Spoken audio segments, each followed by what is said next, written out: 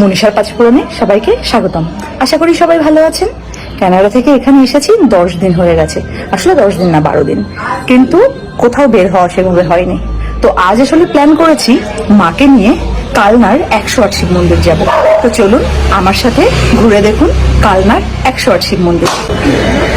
চলে এসেছি এবার স্টেশনে। ট্রেন অলরেডি অ্যানাউন্সমেন্ট হয়ে গেছে এবং ট্রেন লেট আছে।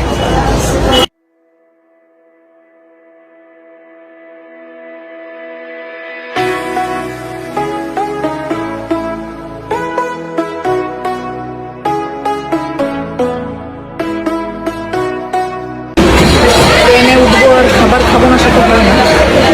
ছোলা সেদ্ধ, এটা আমার মানে ফেভারিট খাবার।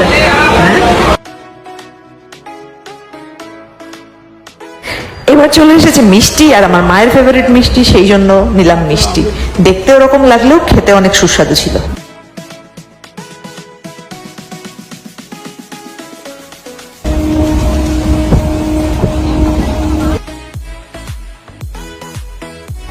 সবুজ ধান ক্ষেত আর সবুজ গাছপালা, সময়টা ভালোই কেটে গেল।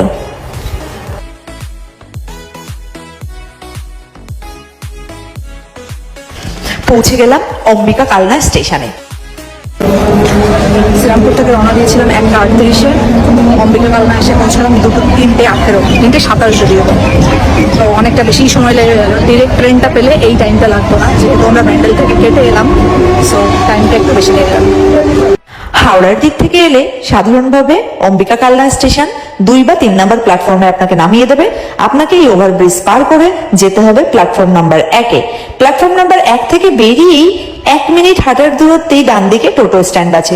টোটো স্ট্যান্ডে বললেই টোটোওয়ালারা নিয়ে যাবে আপনাকে 108 শিব মন্দিরে। ভাড়া নেবে মাত্র 10 টাকা। কিছু কিছু সময় স্ট্যান্ডের টোটোগুলো 4 জন না হলে টোটোলে ছাড়তে চায় না। তো আপনি যদি আরেক মিনিট এগিয়ে হেঁটে যান তাহলে এই মেইন রোডটা পেয়ে যাবেন, আর এই মেইন রোড থেকে অ্যাভেলেবেল মন্দিরের টোটো পেয়ে যাবেন। চলে এলাম মন্দিরে, সময় লাগলো 10 মিনিট।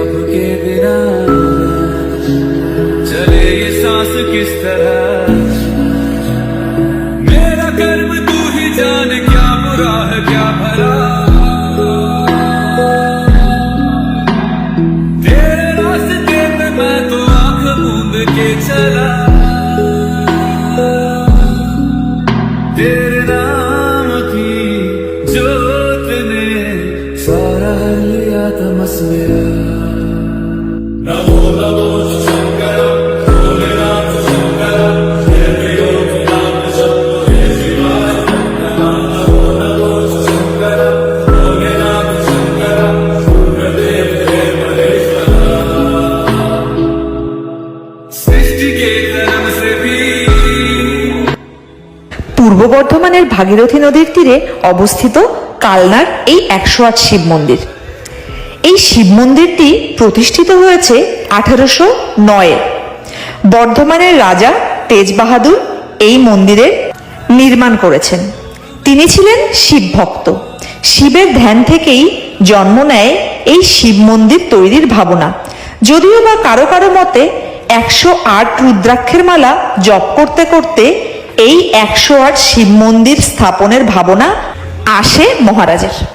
এই মন্দিরের কাঠামো দুটি সমকেন্দ্রিক বৃত্তের একটি সমন্বয়, যার মধ্যে প্রতিটি ছোট মন্দির ভগবান শিবকে নিবেদিত করা হয়েছে। মন্দিরের দেওয়ালে রামায়ণ মহাভারতের পর্ব ও শিকারের বহু দৃশ্য চিত্রিত হয়েছে। এই 108টি মন্দিরের প্রতিটিতে একটি করে শিবলিঙ্গ রয়েছে। ভেতরের প্রতিটি শিবলিঙ্গ শুভ্রবর্ণের, যা সদাশিবের প্রতীক।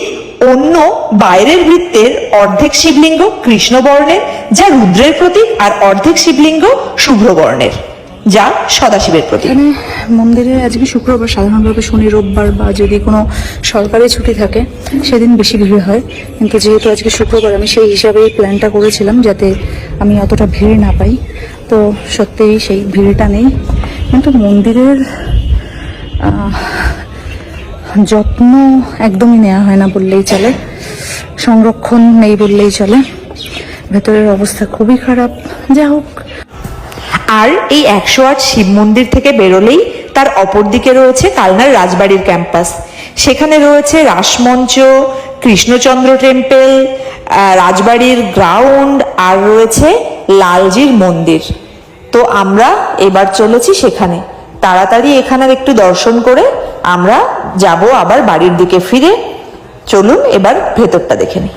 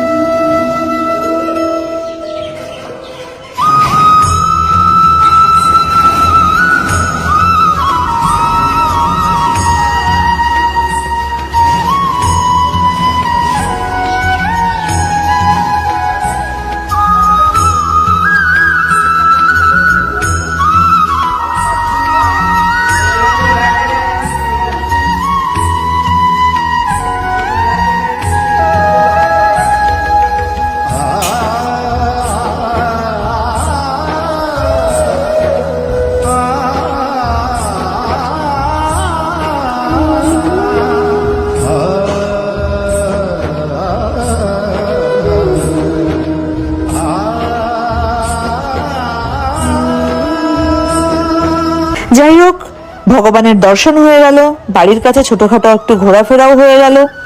আর আজকের ভিডিওটা আমি এখানেই শেষ করছি। যদি ভিডিওটি ভালো লেগে থাকে অবশ্যই লাইক, কমেন্ট এন্ড শেয়ার করবেন, সাবস্ক্রাইব করে রাখবেন আমার চ্যানেলটিকে। ভগবানের কাছে সবার মঙ্গল কামনায় আজকের ভিডিও এখানেই শেষ করছি। ভালো থাকবেন, সুস্থ থাকবেন, নমস্কার।